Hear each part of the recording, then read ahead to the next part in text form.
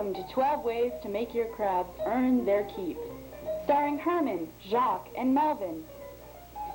Christmas is just around the corner, and doesn't Herman make a wonderful festive ornament? Are you searching for a new look or a new mate? Don't fret, you'll be the life of the party with these beautiful earrings for women and men. Aren't they lovely? So pink flamingo lawn ornaments aren't your thing. Try yard crabs. This tiny touch of class adds such subtle beauty to this breathtaking yard.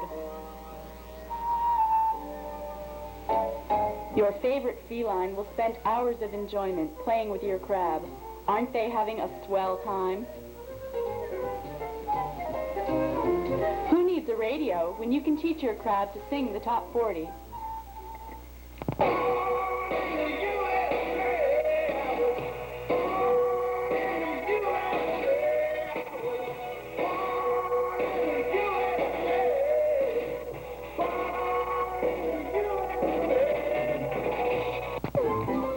You can go out for a fun-filled evening knowing that the kids are safe at home with the crab sitters.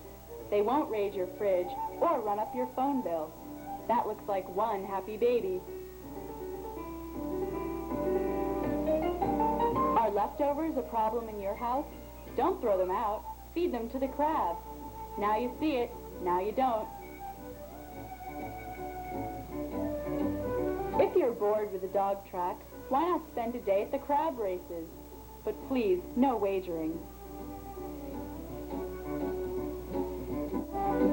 You can throw out your old mousetrap. The dynamic duo exterminating team will take care of your mouse problems forever.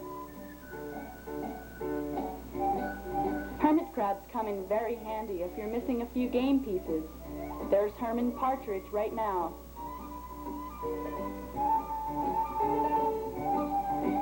If you're constantly living under the fear of being burglarized, fear not. The watch crabs are here. Look at this poor unsuspecting burglar. This is his last heist. Crabs can help out on the farm, and they also make great beach companions. If Broadway musicals are your thing, you can sit back and let your crabs entertain you and your friends. Here is Jacques' rendition of Fiddler Crab on the Roof. Oh, if I were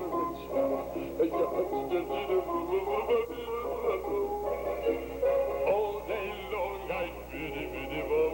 If I were a wealthy man, I wouldn't have to work hard. If I were a bitty-bitty rich,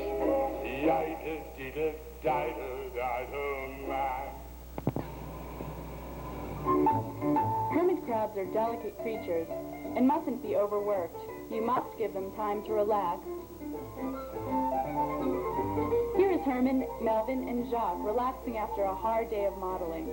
They're tired but content because they know they earned their keep.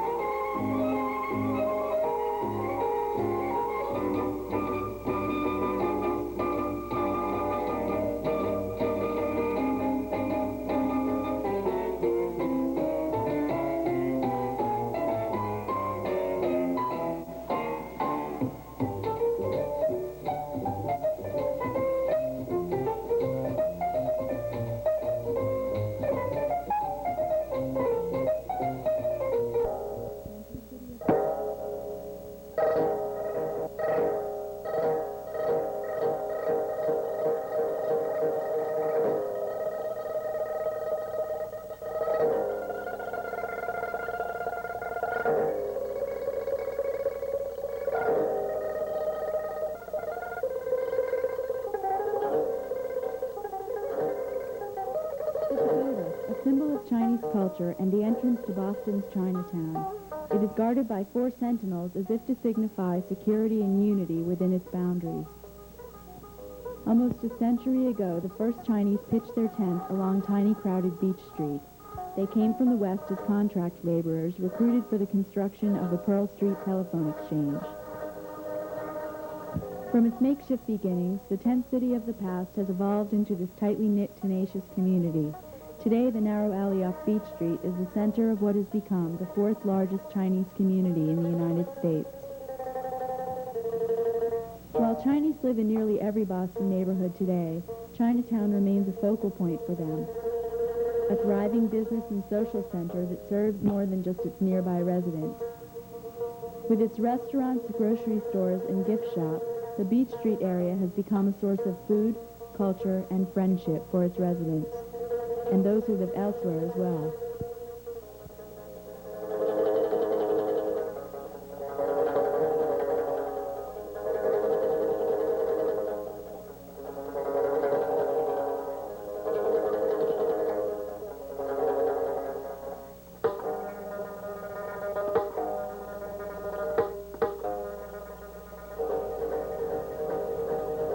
Recognizable by its pagoda-top telephone booths and Chinese language signs, the community occupies a low-rent district bounded by expressways on the east, strip joints and the combat zone on the west, and is also next to the city's central business and garment district, and also downtown Crossing.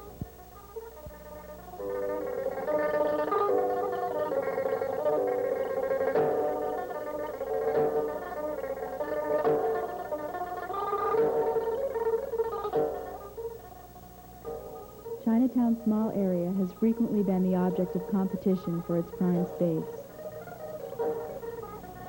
A growing cultural awareness among the young and among many successful businessmen has led to a renewed interest and commitment to resolving Chinatown's problems. The language barrier is still the major obstacle that Chinese immigrants encounter. They continue to find jobs that don't require fluency in English and find themselves locked into the same menial positions. This language barrier has led to underemployment in the community, with doctors, mechanics, and teachers working in restaurants and other service occupations. These limitations only increase Chinatown's isolation.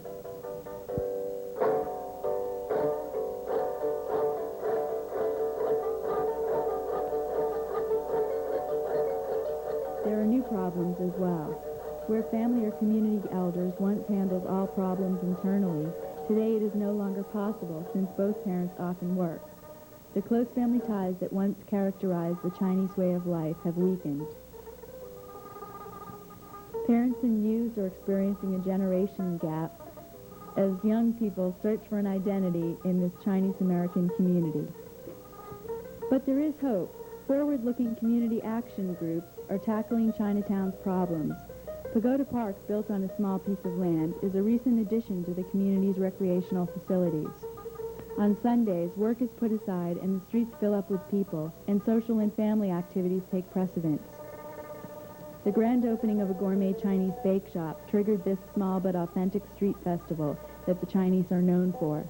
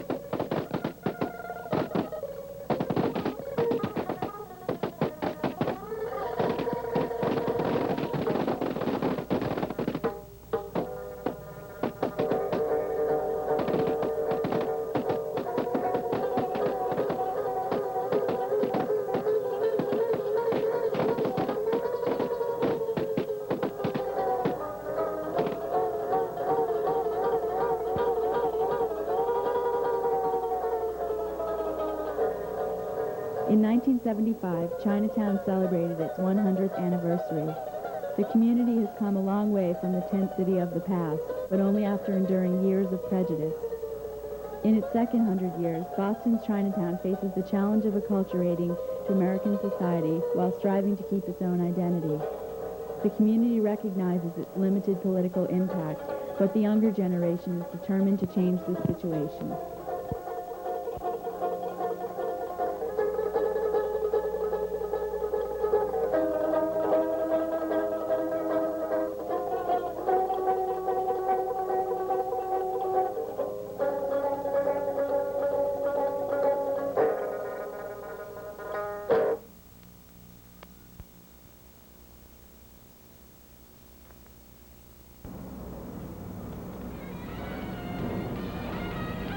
Live from WBOS News Star 13, it's the 11 o'clock news with Thomas Carney, Stephanie Allard, meteorologist Susan Clark, sports with Caroline Sains, and entertainment with Laura Atherton. And now, the news. Good evening, I'm Thomas Carney. And I'm Stephanie Allard. In tonight's top story, President Reagan today announced an agreement with Russia which calls for the destruction of all of the USA and the USSR's short and medium-range nuclear missiles, as well as a summit meeting between Reagan and Soviet leader Gorbachev by year's end. This agreement must be ratified in the Senate. However, it is difficult to imagine it being rejected, as the public strongly supports the idea. Gorbachev's trip to the U.S. would be the first of a Soviet president since Leonid Brezhnev met with former President Richard Nixon in 1973. Both countries' leaders stand to improve their standing at home with the passage of such an agreement. Reagan putting aside Iran-gate and Gorbachev showing his policy of openness is working. For both Russia and the United States, this could be a small step toward more comprehensive disarmament and earn a place for each of its leaders in the history books. And now in local news, I turn you over to Stephanie. Thank you, Tom. In Plymouth today, more than 150 protesters gathered in front of Memorial Hall in downtown Plymouth to voice their outrage at the refueling of the Pilgrim nuclear power plant. The rally was called when the group learned that Boston Edison had begun loading fuel at Pilgrim last Tuesday. Pilgrim, which is fully licensed, has been shut down since April 1986 because of operational and management problems. While Edison is allowed to reload fuel, the company cannot put the plant back on the line until it receives permission from the Nuclear Regulatory Commission. Charles Barry, State Secretary for Public Safety, and 22 state legislators asked Pilgrim's owners 2 weeks ago not to reload fuel until improvements are made in the plant's evacuation plan. Joining the group were representatives from the Pilgrim and Kingston Pilgrim Alliances, both anti-nuclear groups, Senator Robert Golden and Representative William Foreman. Golden is quoted as saying, "I'm not against nuclear power, but I am opposed to the way Edison has been operating. I feel to reload fuel is not recommended at this time, and I think it is an attempt by Edison to thumb their nose at state and local governments."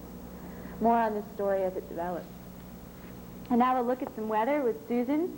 Is it time to wax up the skis yet? Well, not quite yet, Stephanie, but it is time to break out those wool sweaters. We have a big chill coming down from Canada. It'll be swooping across the Great Lakes and entering New England, at least by tomorrow night.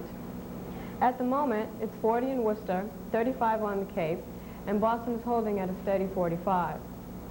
Now for our outlook. Tonight, the low 35, high 45, with a cold, cool northwest wind at 20 miles per hour. Tomorrow, bright sunshine, 54 to 60, with a cool southwest wind, 10 to 20 miles per hour. Tomorrow night, cold in the 40s.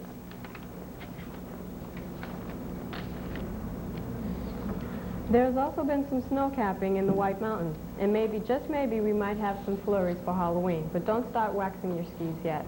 Back to you, Tom. Thank you, Susan. I won't wax my skis. Well, back to Caroline with the sports. Thanks, Tom. You're welcome. Sports fans, I have some good news and some bad news for you tonight.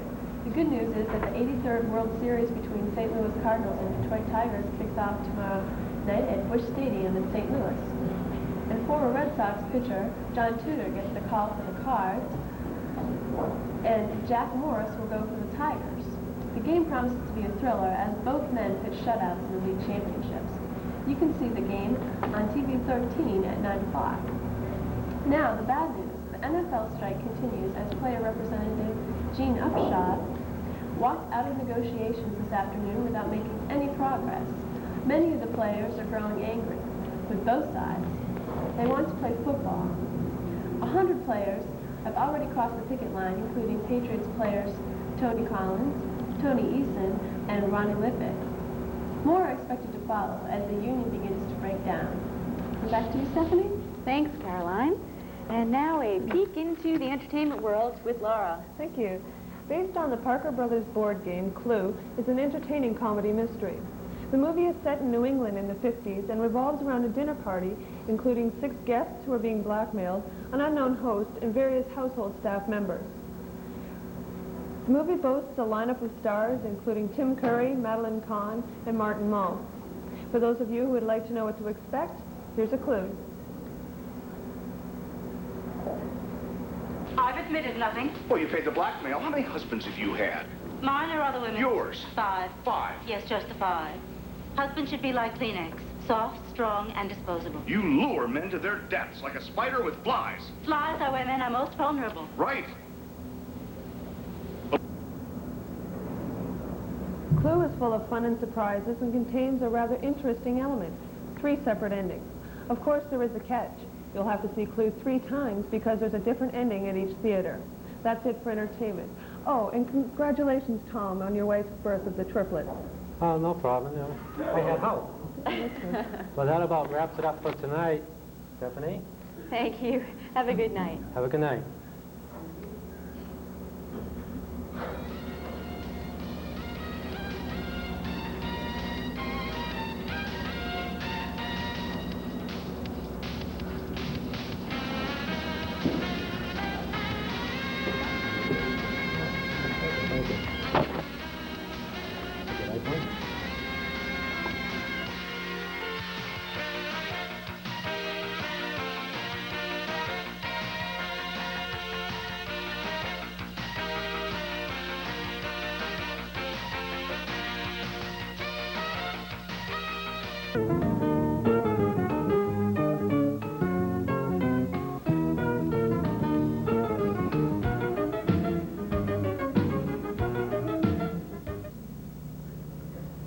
Welcome to the Love Liaison. I'm your host, Stephanie Allard, and we've got an exciting, fun-filled show for you tonight.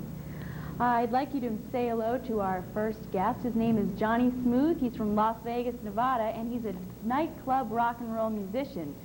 Johnny claims he dates over 30 times a week and never the same girl twice. When asked why he even had to come on the show, he said, "I don't know, man. I just don't know." Now let's say hello to this man of few words. Johnny, come on out. Come on out, Johnny. Okay.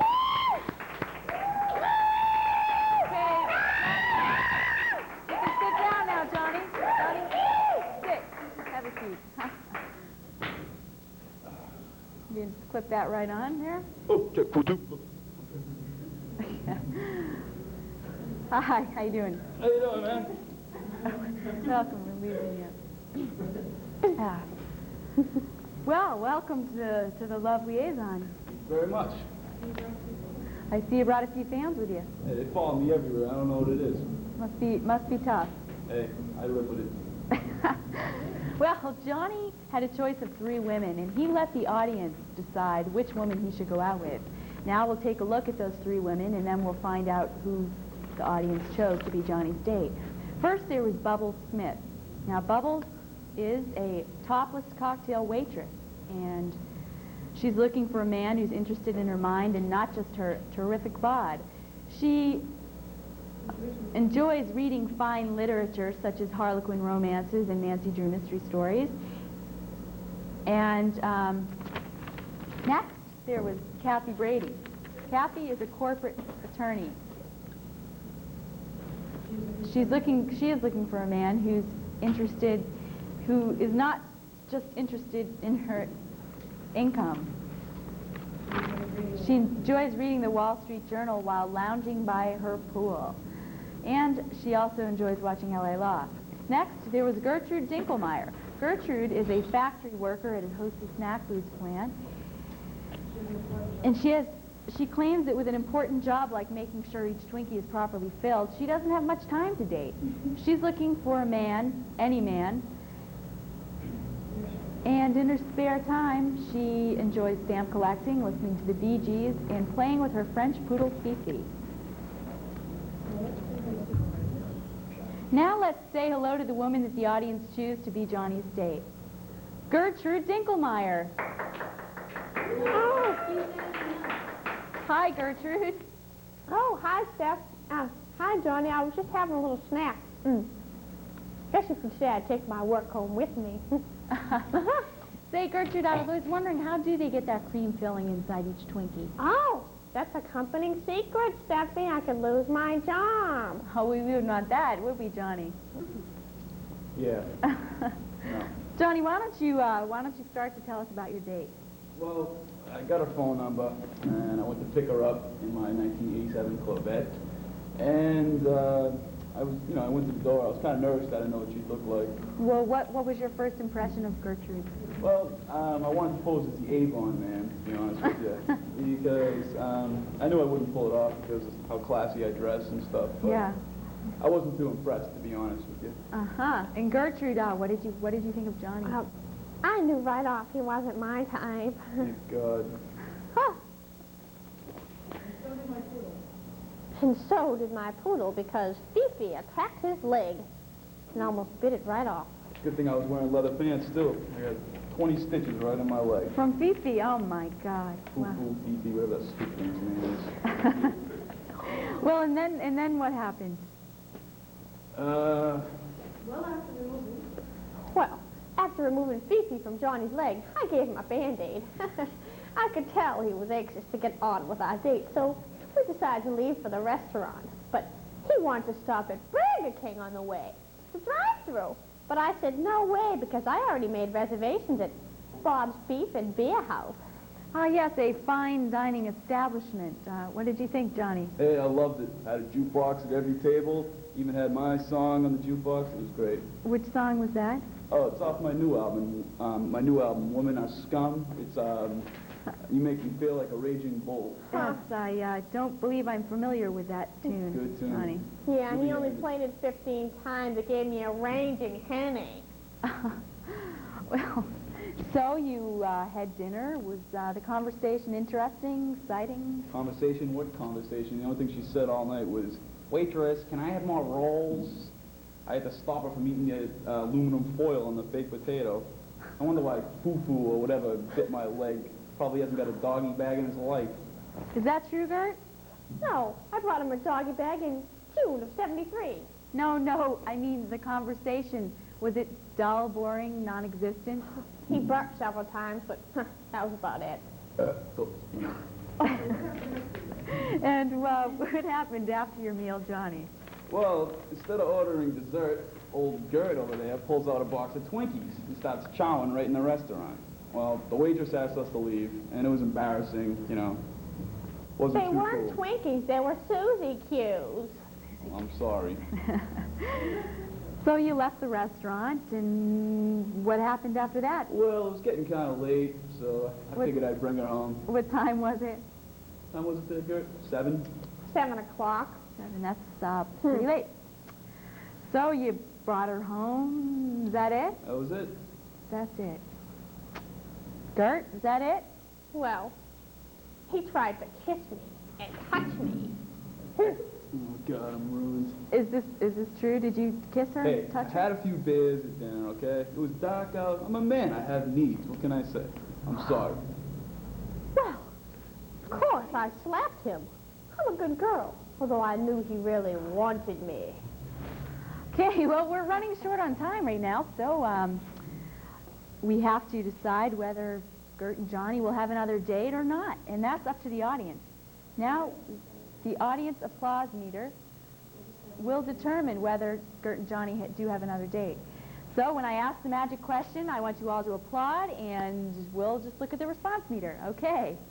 Gert and Johnny, audience, do you think that Gert and Johnny should have another date?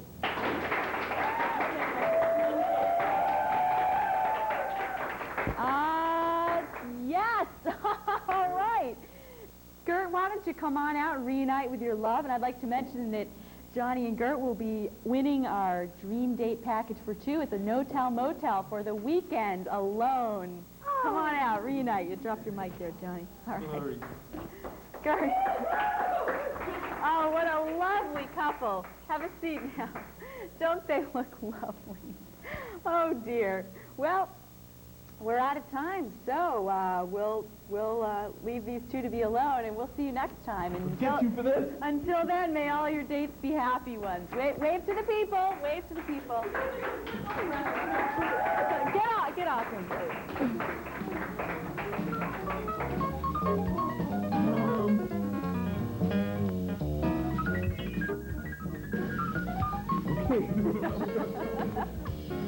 You like to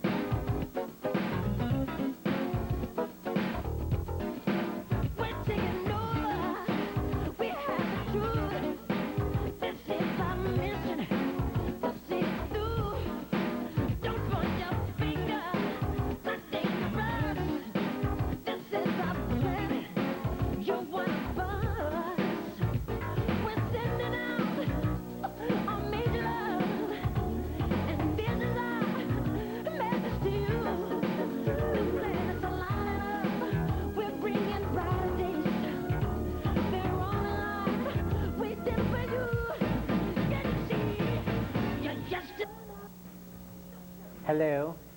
How do you do? My name is Crust Can. My name's Tad Witherspoon, and welcome Down to Inside Sports. We have to practice on that more. Well, Tad, let's reach inside the old gym bag and see what today's show will be about.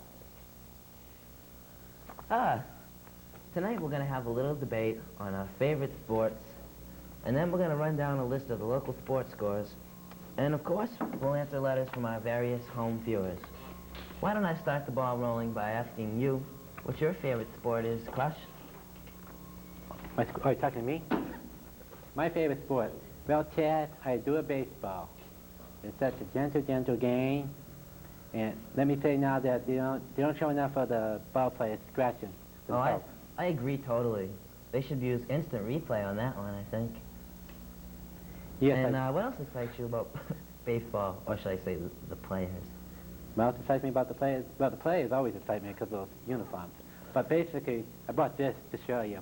Whenever I see a ball player standing at the bat, squeezing and squeezing this big, long thing, and something comes over me, and I don't know what it is, and I can't explain it. And once I fainted, and they had to carry me out of the stadium. And then you wiggles his butt, too. Oh, yeah, of course. That's the main thing.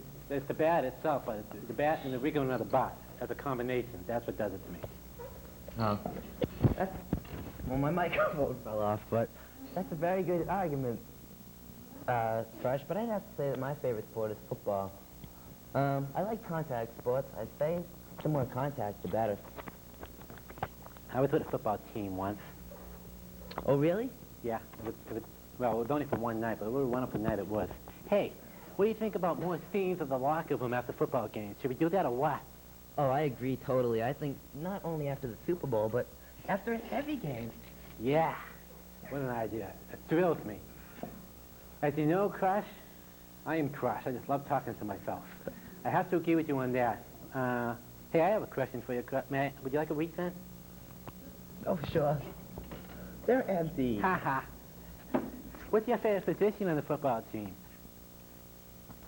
Well, I've tried many positions on the football team, Crush, but I'd have to say that my favorite is tight end. Yes, I just love those tight ends. And, oh, another thing that excites me about football is the leather, the football. the shape of the football, the way it's beautiful and smooth and leather and everything. It just makes me all warm inside. Yes, but I like basketballs because they're bigger. They're much bigger than footballs. I'm working my way up to it. As we all know, the shape of balls is next week's subject, Cat. Oh, I'm sorry. Did I give it away? Yes, you did. Well, I don't know what we're going to do now. Why don't you go down last night's scores while you're not giving away the next week's show? Okay, I think I'll do that, Crush. Do it. Do it now. The Celtics walloped the New York Knicks 107 to 69. And the Patriots, wait a minute. Let me see if I can, let me put my glasses on. Yeah, that's much better. The Patriots beat the Denver Broncos 32 to 21. And the Bruins won again. Oh my, the Bruins won again. They defeated the Montreal Canadiens 5-1 to take a 2-point lead in the Adams division. All three home checks won? It's a hat trick. Oh, Crush, you made it funny.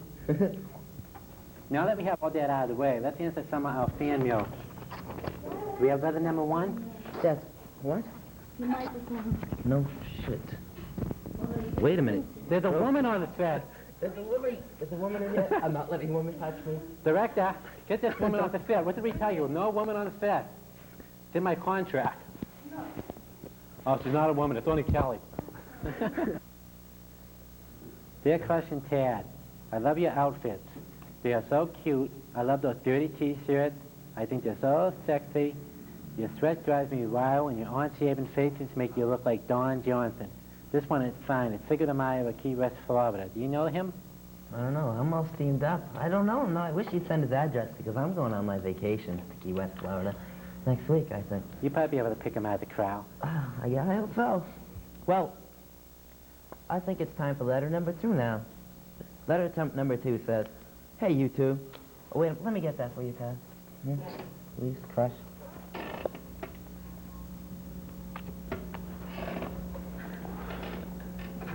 Letter number 2.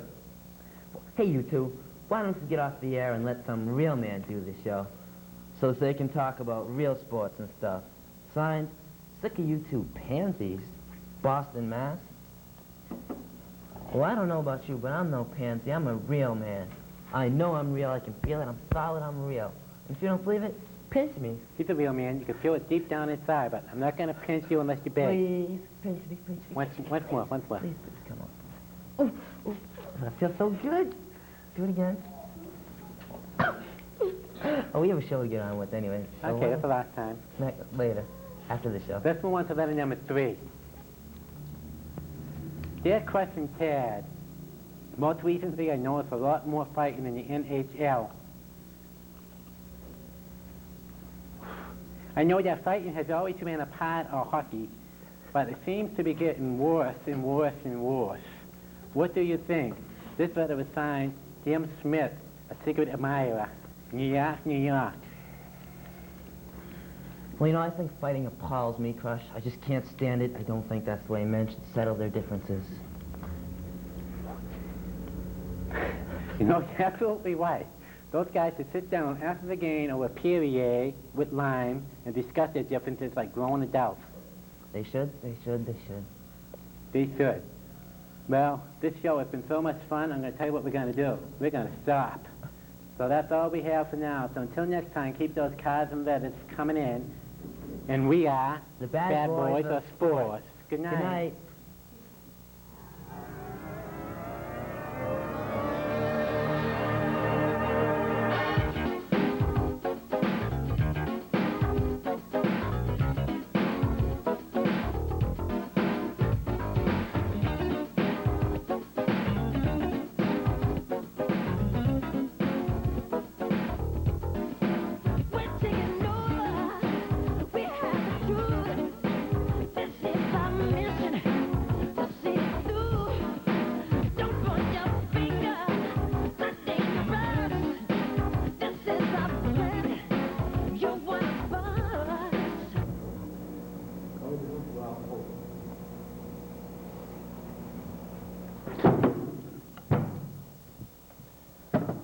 We are gathered here this evening to pay tribute to our reformed stumblebums.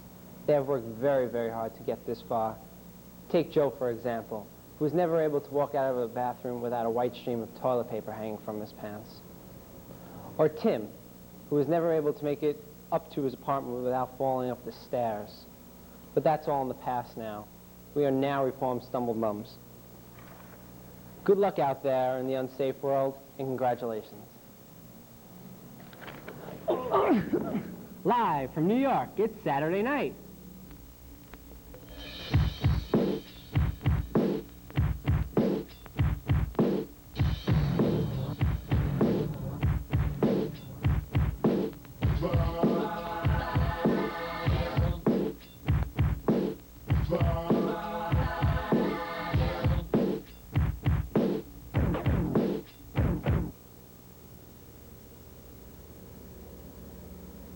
Hi, I'm the church lady and this is Church Chat.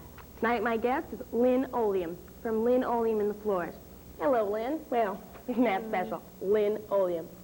Oh, I don't know. Perhaps maybe Mom and Dad thought that you were destined to worship. Oh, I don't know. Satan, maybe? That ain't my real name, church lady. Oh? Yeah, like your real name ain't church lady. Oh, well, aren't we feeling a little superior, Telling the chosen one what her real name is?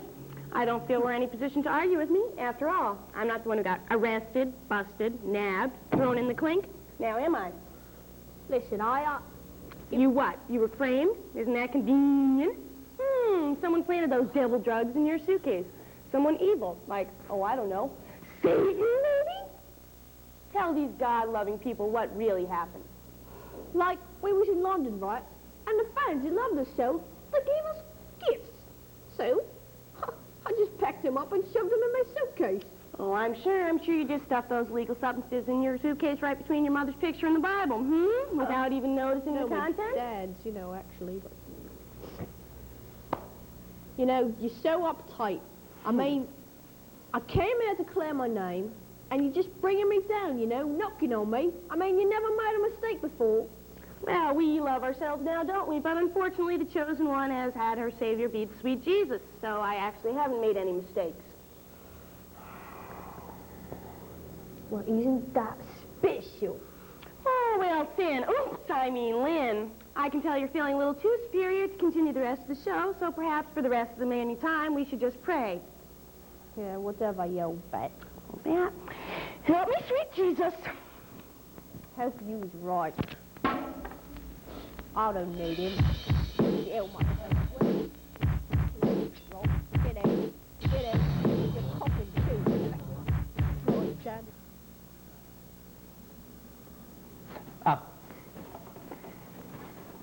Good evening. I'm Robert Ostrovsky for Weekend Update News. Our top story comes out of Sesame Street. Ernie and Bert have come out of the closet.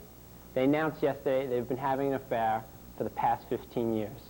When the rest of the Muppets were asked how they felt, they said they were shocked, but as long as they're happy, so are we. Our next story is about Shannon Briggs of Sepulveda, California. Still had no luck with his operation. The rat-like growth on his back still proceeds to grow at an alarming rate. As seen here, Shannon says, yes, it's very painful. Our next story is about Sybil Shepherd. She checked into an LA hospital after her doctor said her excess weight gain during her pregnancy was abnormal. When Shepherd was asked how she felt, she said, I feel fine. I couldn't be happier. Well, folks, I'm out of here.